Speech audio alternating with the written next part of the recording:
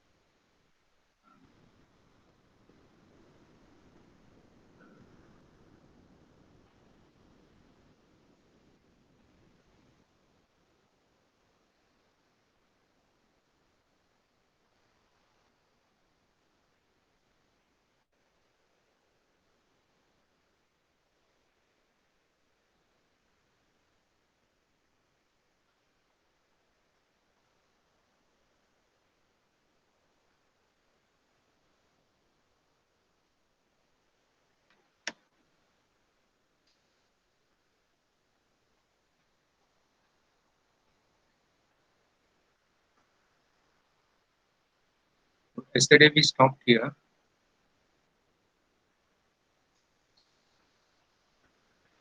This shows how to fix up the collet and the cutter. There are the steps that you have to switch off the electric power first, then you have to put the cutter, then collet, range. This is a step-by-step procedure for inserting the collet, and in the collet you are holding the cutter. Remember, you have to use hand gloves because collets are also sharp, cutter is also sharp, your hand may get damaged. You can use cloth also. So this is what is the step-by-step procedure. Of course, not important from examination point of view. Similarly, how to remove the cutter from the collet. So you have to exactly follow the reverse order. Again, not important from examination point of view. You should remember that there is some procedure to pick up the collet and cutter, and there is a procedure to remove the collet and cutter. This is what we are talking about, vertical delineation. Now, how to machine a block square and parallel. So for that, first you have to machine one side, that is we say machining side one. You have to ensure that the vice is clean. There are no burrs on the workpiece, vice and the parallel blocks. Because even if a slight burr or a chip may cause out of parallelism, you have to ensure that there is no burr or there is no chip.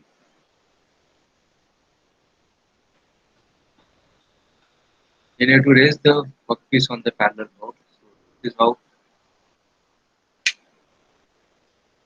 you have to mill this. This is step one. This step two is you are milling on the top. In this milled surface, rest on this, and then you are milling this surface. So one and two they come 90 degrees to each other, and again you have to turn this so that this butts against this surface, and then now mill this, and so on. So like that, you know, you have to mill the square, but you have to always ensure that this surface is clean. Surface is also clean. There is no chip, there is no burr. Otherwise, you will not get a perfect square piece. Again, the procedure to machine an angular surface. How to machine the angular surface? So your milling head is tilted at an angle. This is the end mill. The workpiece is folded in the vise, and then you have to just move the table in and out by direction. So this is again a procedure. Every time you have to take precaution that your vise is clean, so that your workpiece is clamped properly. Otherwise, if there is a chip below the workpiece, then it will not rest properly.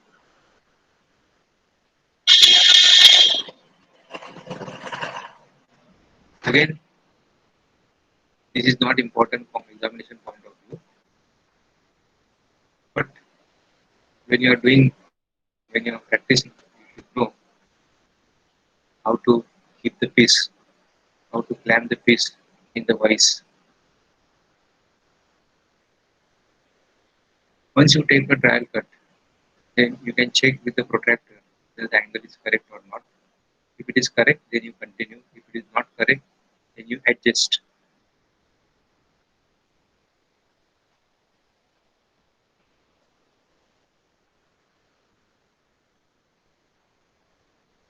I already uploaded these notes in Google Classroom.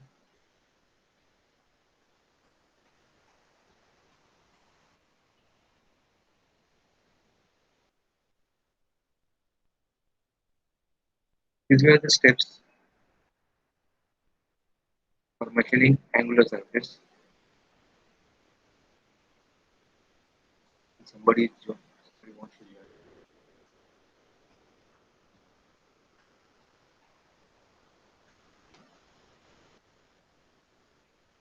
See,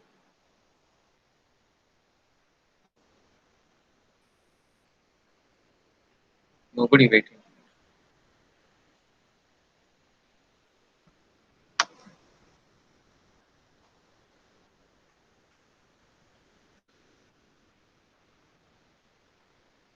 Okay, let's continue.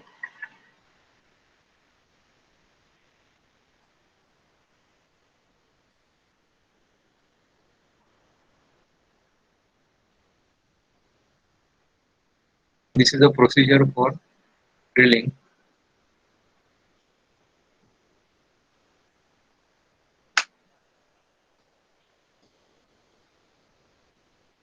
You have to use, and you can do the drilling on the vertical milling machine. You have to use center drill and then use drill, pilot drill. Drills can be held in the drill chuck. Then this is the procedure for tapping. So what a tap is, and this is a tap wrench. So you can give the of a center which is held in the drill chuck so that the tap is supported properly and it goes straight. Understand? So this is a support. This center is nothing but a support which is given to the tap so that it goes straight down. Otherwise, tapping will be crossed. Then how to do the slots? You can simply remember what are the different operations which can be done on the milling machine. Like you can do pairing of the workpieces. Procedure is not required. It is square milling. Then you can do angular milling. Then you can do drilling. You can do tapping. Then you can do slotting operation, and you can do keyway milling. You have to just remember the operations. That's all.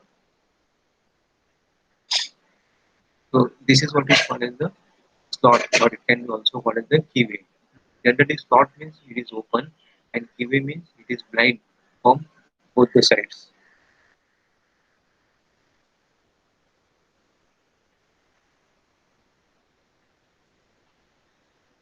Again, these are the procedure.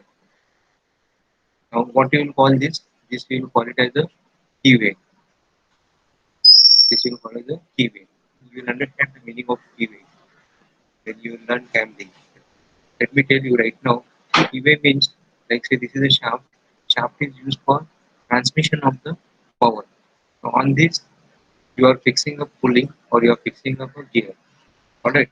So if there is, let us assume there is no keyway or there is no key inserted, and if you are fixed up a pulley on this, and if it is not tight fit, then what will happen? The shaft is rotating, but the pulley will not rotate or the gear will not rotate. So you have to cut a keyway inside the shaft as well as you have to cut a keyway inside the pulley, and then you have to insert a rectangular piece which is called as the key. So that key holds the shaft as well as your workpiece and transmit the power positively. So this is the purpose of your keyway cut on the shaft. This is important from your examination point of view. The purpose of Woodruff key. Woodruff key will look like a semicircular key. The function of Woodruff key is to take care of slight misalignment between the shaft and the pulley. So it's semicircular in shape. It is available in number of sizes, and for ordering you have to give the E number. So this is how it will look like a typical Woodruff key. Alright. Now If there is a slight misalignment, it that can be taken care of because of this semicircle shape. No, because of this semicircle shape, if there is a slight misalignment, it can be taken care of. Right? How to do woodruff key milling?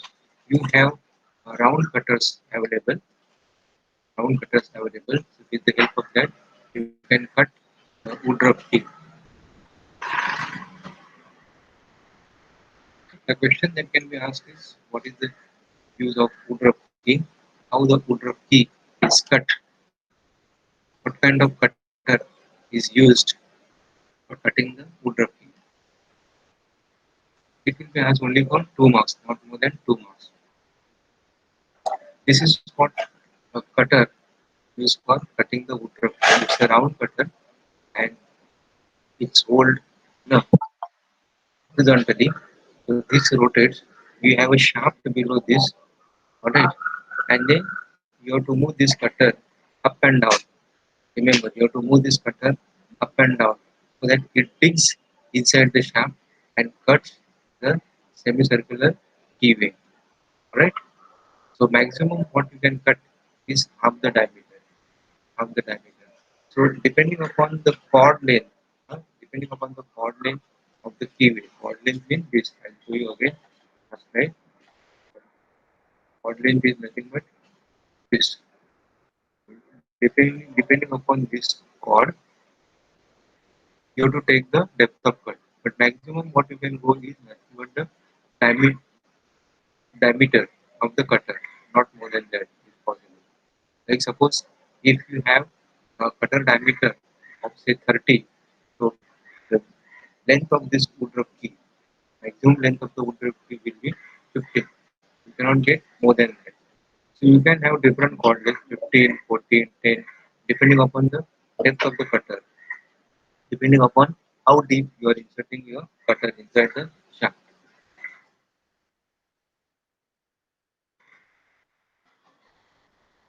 Now, this is what is here. We have studied so far what we are discussing, that was vertical milling machine. Now let's discuss about horizontal milling machine. What is the use of horizontal milling machine?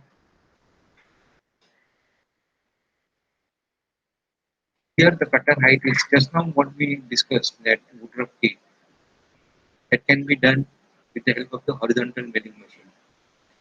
So the cutter height can be controlled by vertical movement of the headstock. Generally, horizontal milling machines are knee and column type. Knee and column type. This is how your horizontal milling machine will look like. Why it is called the horizontal milling machine? Because the arbor is horizontal. This. If the arbor is vertical, then it is called the vertical milling machine. The table. This is what the cutter is mounted, and this is the workpiece. Now, this particular cutter is generating a form kind of surface on the workpiece.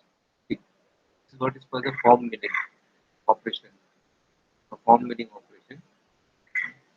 So you have to move this table up and down in order to get this form. Then we discussed about up milling and down milling, that is conventional milling and climb milling. So there we discussed that there should not be a backlash if you are doing down milling. Backlash means it's the play between your screw, that is the lead screw or the ball screw, the nut. This nut is attached to the table, and this is the screw which is connected to the motor. The screw which is connected to the motor. As the motor rotates, then screw rotates. Alright, but we don't allow screw to move in and out. So obviously, if the screw is rotating and if it is not allowed to move in and out, remember I am not using the word rotate. The screw is rotating, but screw is not allowed to move in and out. That is what will happen. The nut will move in and out, and since the nut is connected to the table, obviously your table will move in and out. Alright, I hope you understood this. So backlash means a play between this screw and nut. So there should not be a lot of play. There has to be very small play between the nut and this, that is nut thread and the screw thread. And you cannot have zero backlash. If there is a zero backlash, then nothing will move in and out. So there has to be very small amount of play. But if this play is exceeded or if there is too much of play, then you will not get proper movement of the table. You will get a jerky movement, right? And jerky movement of the table is always dangerous. The cutter may dig in, the workpiece may pull, and accident will cause. So that's why we go for the ball screw. In case of CNC milling machine, we go for the ball screw. These are the various accessories. 2 marks question: what are the accessories which can be used on the milling machine? So this is the adapter. This adapter goes inside the spindle, and your cutter goes inside this hole here. So now here obviously you will use end mill which will go inside this adapter. Then here you will use a shell end mill. The shell end mill will have a bore which is mounted on this adapter. Shell end mill will have a bore which is mounted on this adapter, and this adapter goes inside the spindle. This taper will match exactly with the taper of the spindle, so that this spindle runs true with the spindle of the machine, so that the cutter which is held inside this adapter will run true with, with spindle. The trueness of the cutter is very important. Trueness of the cutter is very important. The cutter should not run out, should not run eccentric. Then you have arbor. Just now we saw what is arbor. Horizontal arbor. It can be mounted vertically, it can be mounted horizontally also, depending upon the type of the machine what you are using. What you are using. The cutter is mounted here. This arbor has spacers. Spacers means now you cannot have cutter so long. Like say length of the arbor is say 200 millimeter. You cannot have 200 millimeter long cutter, isn't it? The cutter width may be 50 mm. Then the cutter may move across this arbor anywhere. So you have to restrict that axial movement of the cutter. So for that you have to put some spacers. Spacers is nothing but a kind of a bush. So you have to keep two bushes here and then place a cutter here and then again place two bushes here and then clamp the cutter. Alright? Because you cannot have so long milling. Then you have sleeves. You know very well what are the sleeves. Sleeves are used for holding the drills, and these sleeves are hold inside the spindle or inside the socket, and then socket is hold inside the spindle of the machine. This is a collet having slits. You can see the slit here. Generally, the range is 1 mm. That means if it is a 25 or if it is a 16 mm collet, it can hold the cutter of 15 to 16 size. Collets can be round, can be hexagon, can be square. Means you can use hexagonal bar or hexagonal cutter or even a square cutter also. Right?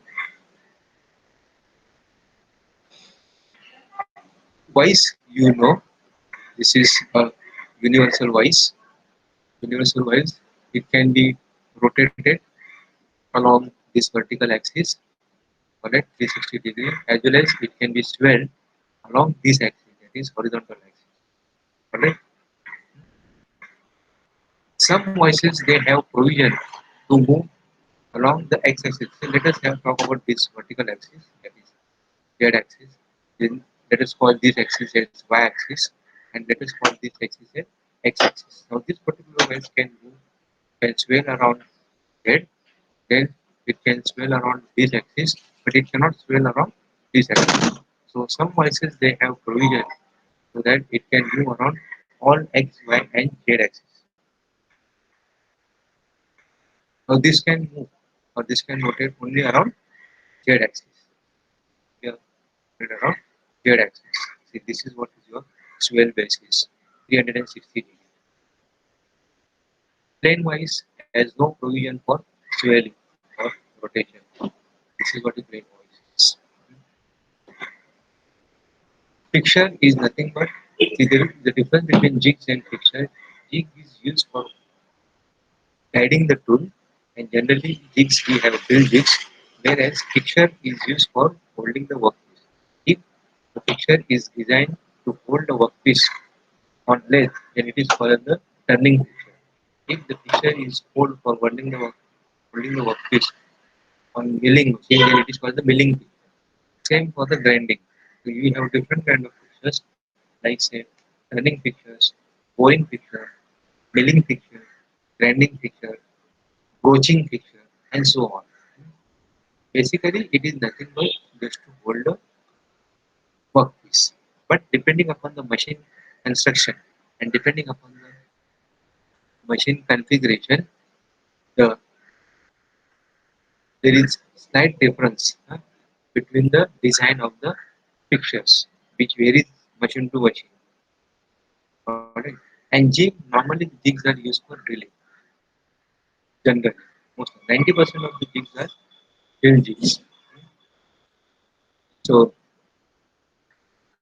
this is what big change. These are the supports which is used in the vice, and these are hardened. Why? Because you are holding the workpiece between these supports. So, or we also call it as the parallels. So, if these are not hardened because of the workpiece contact surfaces, the vice will get damaged, and you have to throw the entire vice. So that's why these strips are hardened and it can be fixed to the vice. So it will not get damaged very fast. You get a good life of the machine vice. Then this is what we are talking about, all fixtures and accessories. So collets, then adapters, then vice, universal vice, then arbor. These are the different accessories, or these are the different fixtures which are used on the milling machine. So similarly, you have one more important device, uh, which is called the indexing device, or which is also called the dividing head, which is normally used for cutting equal slots on the workpiece or cutting equal teeth. That is gear. This is very important accessory on the milling machine. Obviously, if the quantity is less, that is say gears, if I want to cut only 2 or 3 gears, then only I use this. If the quantity or if the batch size is more, like say if I want to cut 100 gears or 100 gears, then I'm not going to use milling machine. I will use gear hogging machine or gear shaping machine, which are fast. But for 1 or 2 years, nobody will go for gear hogging because that will prove out to be expensive. So indexing or dividing head is used for generally cutting the gears or for cutting equal slots. So that slots can be on the drills or on the removes also. Right? So we will see that what is that indexing or what is that dividing head later on. First let's go to the milling cutters. So basically there are 6 cutters, milling cutters, or I will say the cutters can be classified into 6 different categories. Alright, the material is by default it is high speed steel. High speed steel cutters or high speed steel tool metal is used on the conventional machines, whereas the carbide cutters are used on the CNC machines. Why? I have already told, because on CNC we can go for higher speeds and fits, and carbide cutters definitely need higher speeds and fits. Whereas high speed steel, the speeds and fits requirement is low. So that's why it can be used on the conventional milling machines. That is one factor. Second factor is the cost of the CNC machine is very high. So you should get the returns very fast, isn't it? So you should have higher production rates. So that higher production rates are possible only because of the good tooling like carbide tooling or diamond tooling or CBN or ceramic tooling. But but you should get proper machines also. It's not only tools. Alright, you should have proper machines also. Simply having AK-47 is of no use. You should have people to handle that. AK-47. So this is plain milling cutter. Plain milling cutter.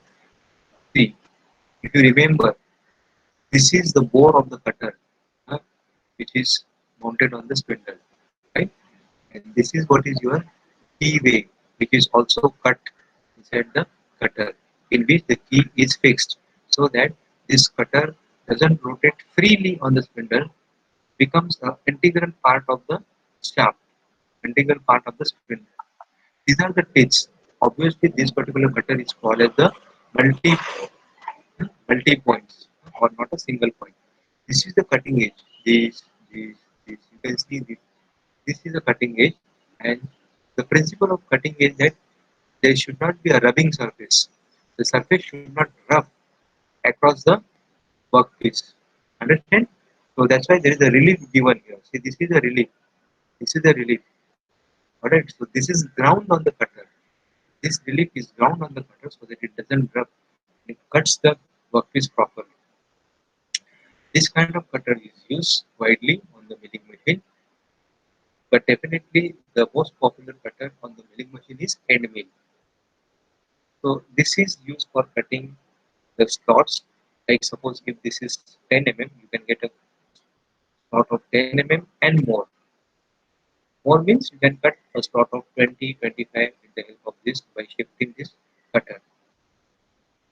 Then again in this you have different type of cutters, light duty, heavy duty, and so on. So light duty cutters will be 3 by 4 inch in width. 3 by 4 inch width means how much? You should be familiar, you should know the inches also. Half inch means how much? 1 inch is 25.4 millimeter. So divide by 2, that will be 12.7. Then 1 by 4 is 6.35. Then 3 by 4 is 19.35. So this is what is your plain mill cutter, or it is also called as the shell mill. Shell. It looks like a shell, that's why it is called the shell mill. Now see, this can mill larger surfaces because the width of this cutter is more, and these are available 50 or up to 75 mm. That is, in one go it can mill the surface which is 50 mm wide. These are the heavy duty plain milling cutters, and the helix angle as well as the width of the cutter is 50, 25, 75, and maximum up to 4 inch. It means 4-inch wide surfaces can be milled at one go. Can be milled at one go. Again, remember this bore is ground, so that it can be mounted on the spindle or on the shaft easily and will run true with the spindle. Generally, it is available. Generally, 6 teeth or 8 teeth are available. Helix angles are up to 45 degrees. This helix angle gives silence in operations as well as it helps to guide the chips. Helps to guide the chips. And obviously, the power requirement is lower than your plain milling cutters.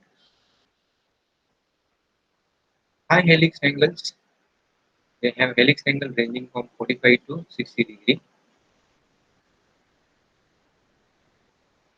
Obviously, these are mounted on the arbor. It cannot be mounted on the spindle. So you will have a arbor which is passing through this bore. And this is what is your helix angle is more.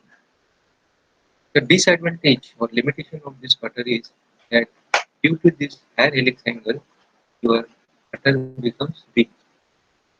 Cutter becomes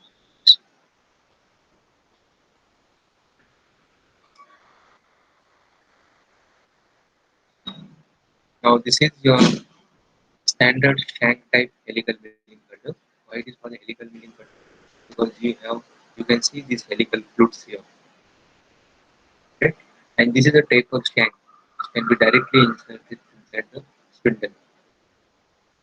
It is also called as the arbor type cutters because it looks like a arbor.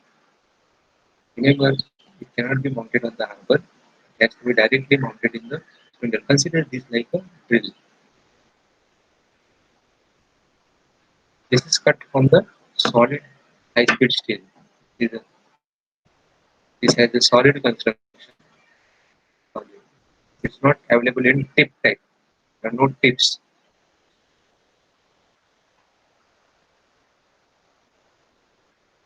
Now,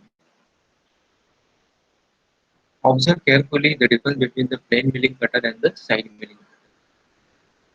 You can notice that plain milling cutter has or had cutting edge only here. Look at my arrow. Whereas side milling cutter will have cutting edge on the side also, like this. From this side as well as from other side also. Correct? So that means side milling cutter can be used for milling the surfaces as well as for milling the sides. That is squaring operation at one time. So at one time it can do the shoulder as well as face. So you will get a perfect 90-degree square in one setting. That is what the advantage of side milling cutter is. But disadvantage is that they are not available in wider as they are not available as wide as plain milling cutter. Usually the width is restricted. There is a limitation on the width of this 10 mm, 15 mm, up to 25 mm.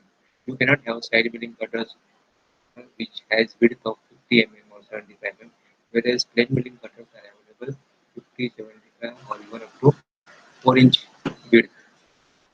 So that's why we say it is comparatively narrow, uh, narrow cutters and used for cutting the slots and also for straddle milling cutters. Straddle milling cutters means you can mount two, one or more cutters on the arbor. That is, you have mounted this, then you put a bush here or put a spacer, and then you mount another cutter. Then again put a bush and you mount third cutter because you have you remember that arbor length is more. Arbor length is more, so you can mount 3 or 4 cutters very easily on the arbor. So, what is the use of mounting 4 cutters? At a time, you are going to get 4 slots. So, the productivity will be 4 times. That is what is called the straddle milling. It is also called as the gang milling also. Gang. Gang means like we say gang aa gaya. So, gang means more than one. So, similarly, here more than one cutter is mounted. So, that's why it is also called as the gang milling.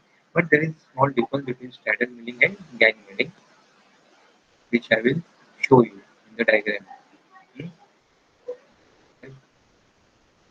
So this is used for narrow slots. Side milling cutters, the width is small.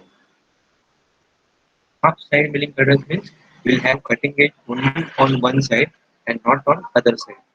See here there is no cutting edge. Can see it is very clearly can be seen very clearly. Alright. So the cutting edge there is no cutting edge on one side, whereas there is a cutting edge on other side. Alright. So these are little economical or cheaper than both sided milling cutter. You have to have trade-off between the cost and the machining. The rake angle is very high here. Because of that, you can take the heavy cuts. This is a typical face milling cutter. Face milling cutter means it can be used only for face milling operations, larger face mills, 200 millimeter wide, that is 8 inch, 1 feet, 10 inch, 12 inch. If the surface like this laptop screen, the surface is so huge or still bigger surface or wider surface, then you can use this face milling cutter. First, you have to save the time. So the diameter of this will be 8 inch or 10 inch or 12 inch, not more than 12 inch, because The larger the diameter of the cutter, the larger the HP of the spindle required. Larger the spindle HP, your structure of the machine tool becomes heavy. Alright, so it becomes very heavy duty machine. So generally, the face milling cutters are not available more than 8 inch, that is 200 millimeter. Okay. If you want to face wider surfaces, then you can use the fly cutter. Fly cutter is an option, but fly cutting operation is slow, whereas face milling operation is faster.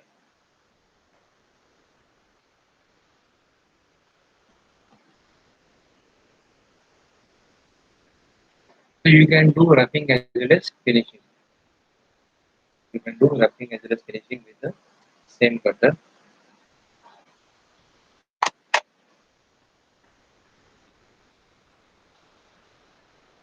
This is what is your shell and mill. Again, it looks like a plain milling cutter. Plain milling cutter. Again, it is used for face milling operation. But plain milling cutter, what is the difference in plain milling cutter and shell and mill? Plain milling cutters are not used for milling shoulders, whereas shell and mills can be used for milling shoulders. That is this. Means what? Shell and mill, they have cutting edge on the diameter as well as they have cutting edge on the face also. That is on the side also. So it can cut a slots having 90-degree angle, or it can do squaring operation. That is facing as well as side. You get a perfect 90-degree in one setting. And this is how you can mount this. See, this is a small arbor which goes inside the spindle, vertical milling machine, and this board goes inside this. This board goes inside this, and this is a washer kind of thing which has to be inserted, and then you have threading, and then nut.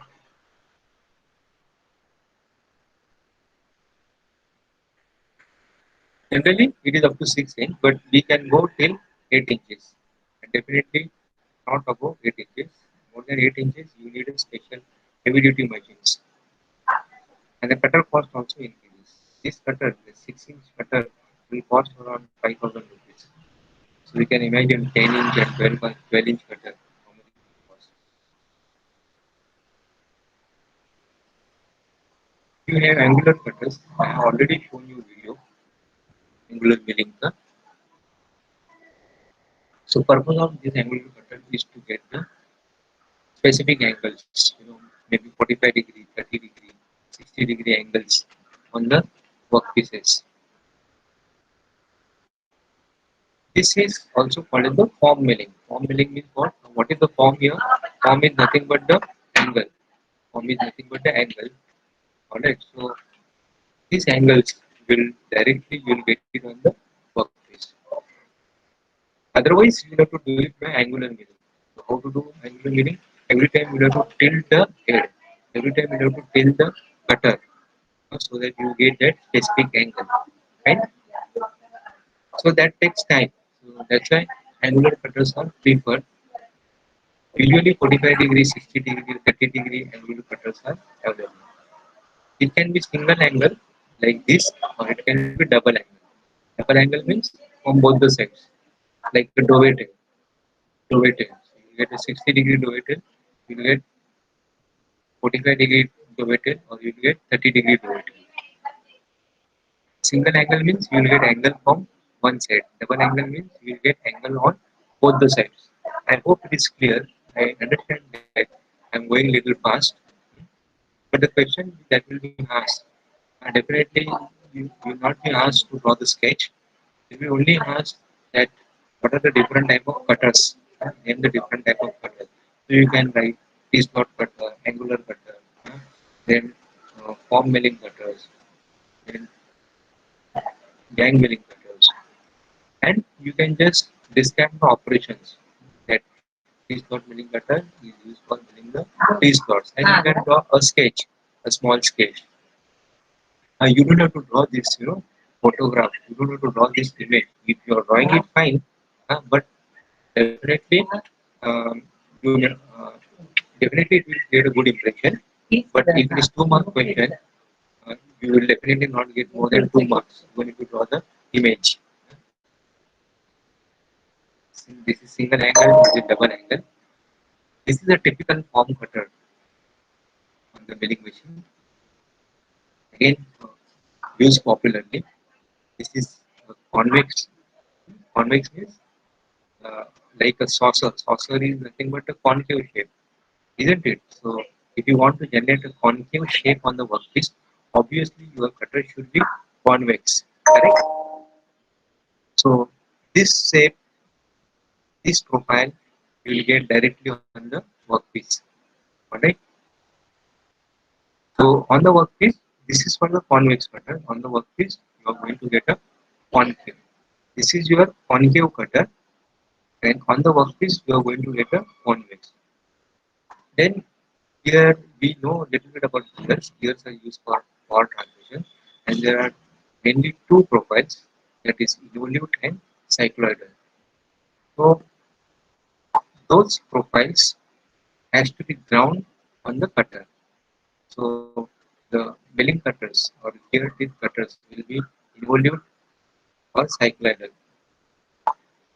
So depending upon the type of the gear, you have to choose the milling cutter, involute or cycloidal. Remember, if it is one or two gears, then only we go for milling. Otherwise, if the quantity is more, then you have to go for special gear cutting machines like gear hopping, gear shaping. You have to, as an engineer, you should be able to take the decision when to go for gear teeth milling or when to go for gear hopping. This is one of the metal slitting saws which are used for cutting very thin slots, 3 mm, 4 mm on the workpiece, and that's why it is called the slitting saw. It can be also used for parting of operation, parting of the workpiece. It can be also used for parting of the workpiece. You have to be very careful because these are available in smaller thickness, 2 mm or 3 mm. So both patla रहता है. So even if slight chip cut which is trapped inside the cutter and the workpiece may damage the cutter. The cutter will break, and if the cutter breaks, no problem. But if the broken pieces fly off, then the accident will happen because these broken pieces are flying with great velocity, and then that can cause an accident. That flying pieces will hit the operator or nearby peoples, and it can be fatal also. The death also has occurred. Death also has occurred. These are real cases. I am not telling you the stories. No, I'm not telling you the stories. These are the cases which has happened actually because of the overconfidence of the operators. क्या होएगा कुछ नहीं होएगा but remember accident happens only once and there is no chance given to the person. Tree slot cutter you know which is used for filling the tree slots on the table. Generally tree slots are used on the tables, and this is how the tree slot cutter will look like. This is inserted in the milling machine spindle. Spindle is nothing but a hollow portion. Now you are familiar. This taper would match exactly with the taper of the spindle. Generally, there are two types of taper. This one is the BT40 BT, that is the British taper, and another is BT50. BT50 is a higher kind of taper. That is heavy duty. BT40 is uh, medium duty, and still lighter is BT30. But generally we use BT40, BT50, or in terms of Indian specification, we call it as ISO 40 or ISO 50. This is again can be called as a form cutter. This is a doetal cutter, which is used for making doetals. Doetal is nothing but a kind of a angle. See, angle this. So you are going to get a doetal in the workpiece. Again, Doetal cutters can be 30-degree, 45-degree, and 60 degree. The purpose of cutting Doetals in the workpiece that something is going to slide inside the duet. So it's kind of a male and female. Generally, duets are cut on the guide wheel. Generally, duets are cut on the guide wheels of the machine tools, lathe machines, milling machine, drilling machines, etc. So it can be 45 degree, 50 degree, 55 degree, or 60-degree angles. Woodruff key seat cutter we have seen. We, we know what is Woodruff key, and this is what a typical Woodruff key cutter look like. And remember, the feed direction for the Woodruff cutter will be in this direction. Vertical. Vertical. You have to plunge in, and you are not supposed to move like this. You are not supposed to move like this also. Only in one direction. The feed will be only in one direction. This perpendicular face, this face. And the chord length you have to consider as per the depth of the cutter. If the depth is more, you will get more chord, and maximum chord which you can get is nothing but the diameter of the Woodruff cutter. The purpose of Woodruff cutter or Woodruff key is to allow some kind of misalignment or to adjust the height. If you adjust the height, you can see this Woodruff key in the tool post of the lathe machine. So wherein you can adjust the height of the tool so that your tool point comes exactly in center with the workpiece center. Piece center.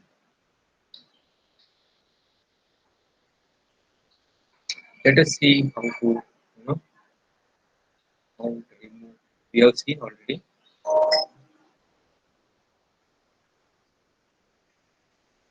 but this mounting of the arbor and removing of the arbor is not at all important from examination point, but just for academic, curiosity. I showed those slides before.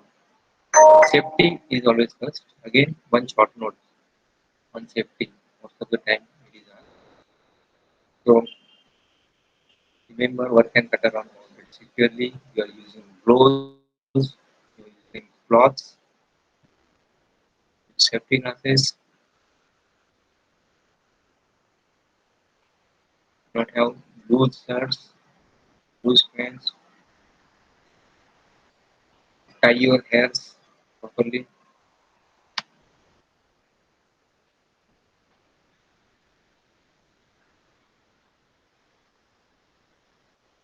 Stand away from the rotating parts. See that rotating parts are always covered up with the guards.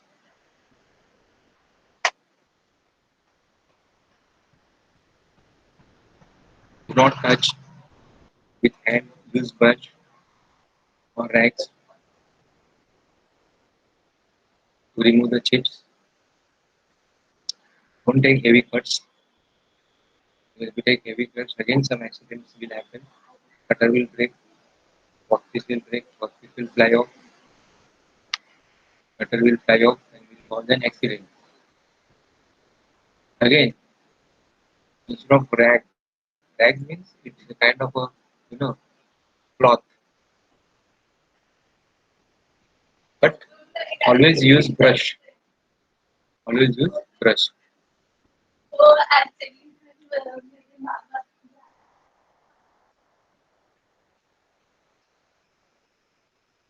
So always use brush for removing the chips or for cleaning the cutters. Not use cloth. You have to always have a distance of 1 feet from the rotating parts. Rotating parts can be cutter in case of milling machine, in case of lathe it will be workpiece.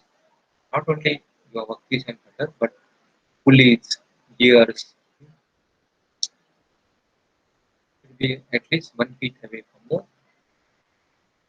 Keep the surrounding clean. There should not be any chips. Use safety shoes. There should not be oil on the floor, otherwise you will slip.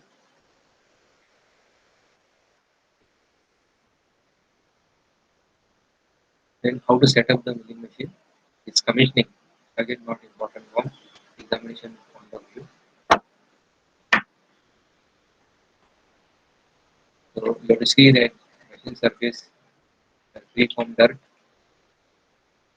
Do not see, this is what most of the times the operators make the mistake. They keep the tool, cutters, uh, parts on the milling machine table and then they forget it and then they start the machine. Then what happens? Obviously the tool, cutter or the parts, sometimes even measuring tools also, vernier also, they leave it on the table. They engage the auto feed and then this parts fell down. It falls down. So if the tools fall down, either tool will break, not only tool will break, but it will cause accident also. It may cut your legs. And if the measuring tool falls down, then gone. The accuracy of the measuring tool is lost.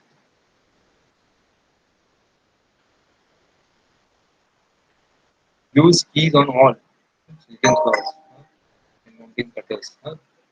That is all the cutters. Wherever there is a provision of key, you have to use key. Otherwise, it will not rotate positively. Then again, that spacers or bushes, which I was telling you, which are mounted on the arbors, should be clean and should be free from the burrs.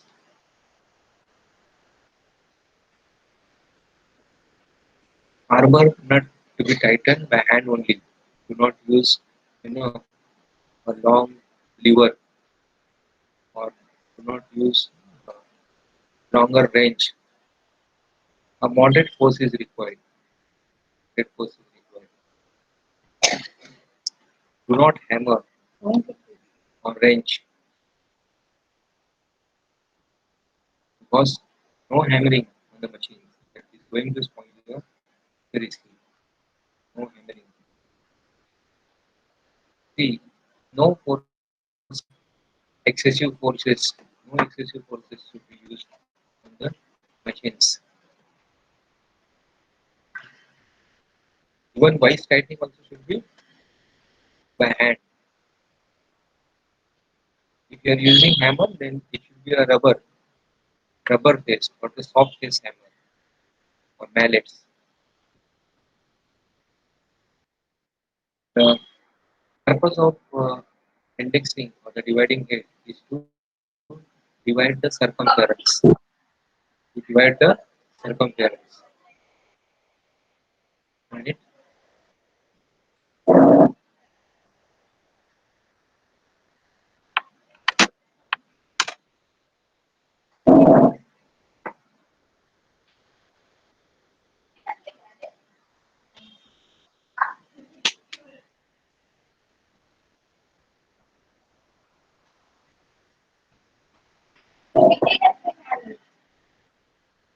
So there are different, there are different methods: direct indexing, angular indexing, differential indexing. Direct indexing is also called as the simple indexing. The question which will be asked is just explain the different type of indexing. 2 marks question.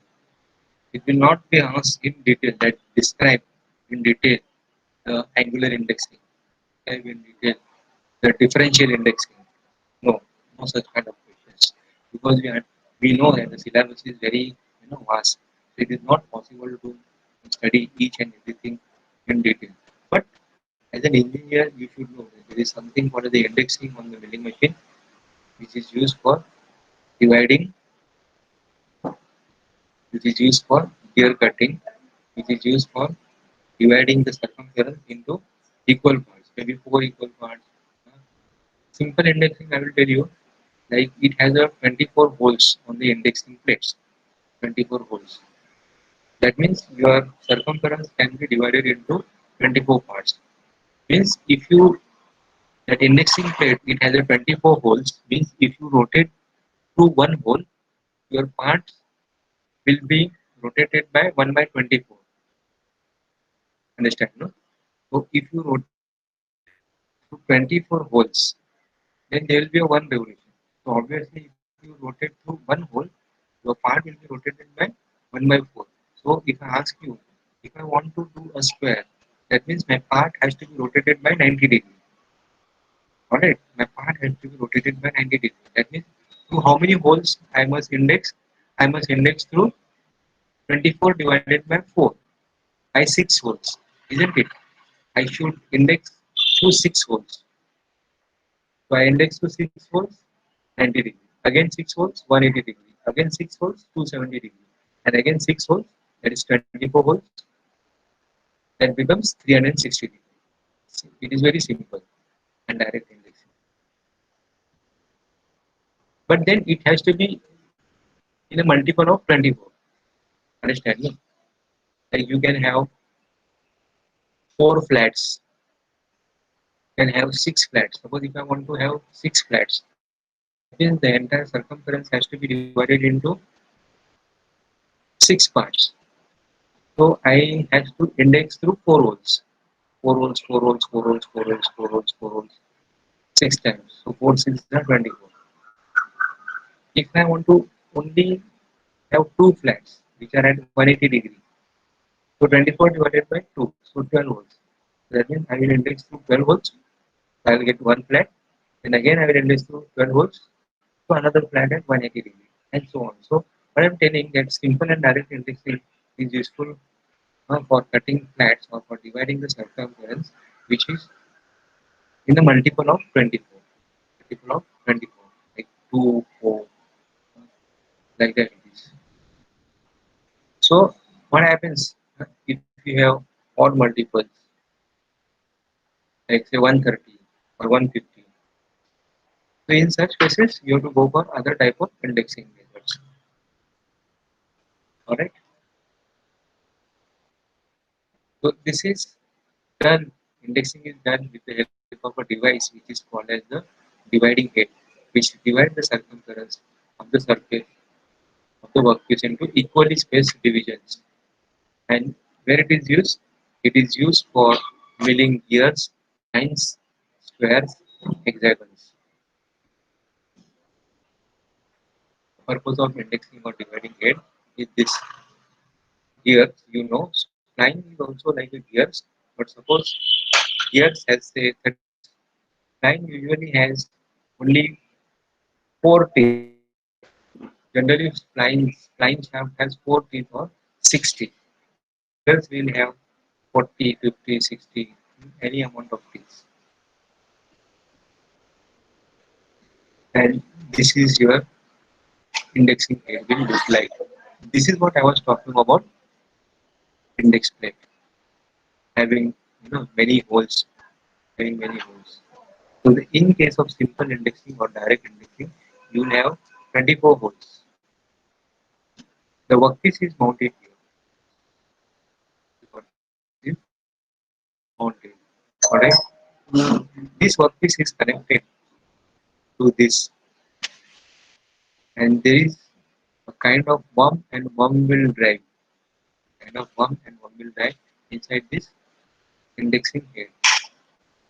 So once this rotates, this this being mounted on the shaft, the shaft will rotate. This shaft, or also called the worm shaft, is connected to the worm wheel, and worm wheel is connected to this workpiece. As this rotates, worm shaft rotates, worm wheel is connected to the workpiece, and therefore the workpiece also rotates. Now, this particular index plate has many holes, here, here, here, many holes here. So this is used for your differential indexing. That is one of the types. So differential indexing can be used for cutting any number of surfaces. Any number of surfaces. And what I explained you that was direct or simple indexing. They will have only index plate having 24 holes. And there will not be number of rows. Now here there are number of rows. You know, there are number of rows. But the direct indexing will have only one row and will have only 24 holes.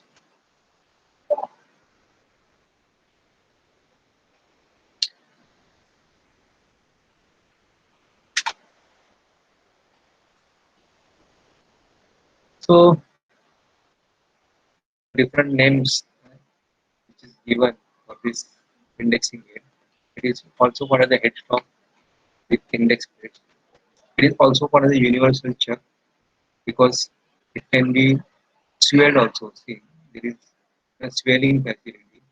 So your workpiece can be swelled. That's why it can be used as a universal chuck.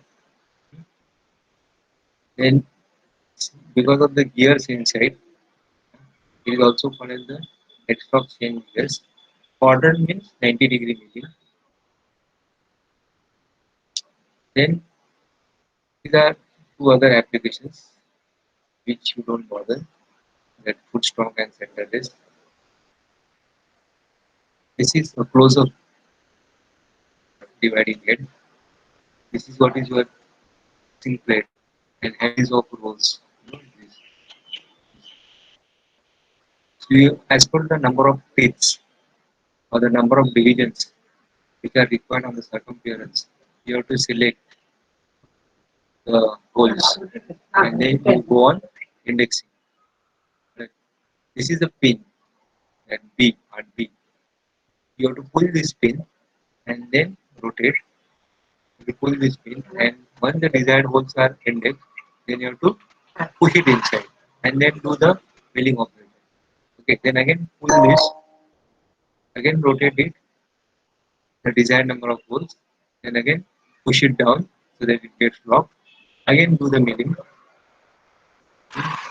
then again pull, rotate, do the milling like that till you get all the divisions.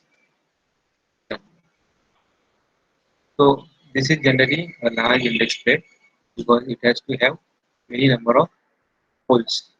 Series of holes. Alright, we'll call it a day. If you have any doubt, please ask.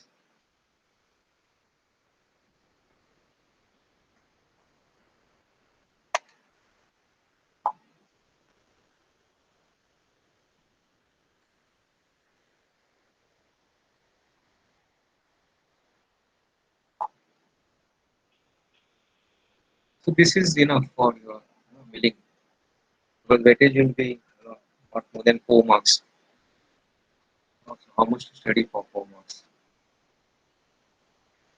is sufficient. This itself is a big. Any doubts? Okay, then thank you. We wish you can leave.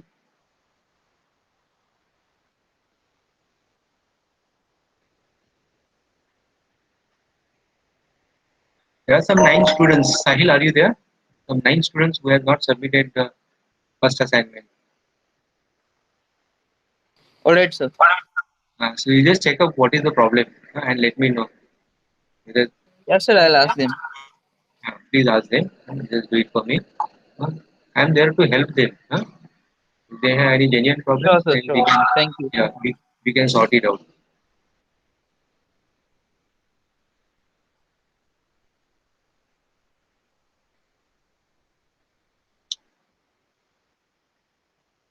Okay, thank you.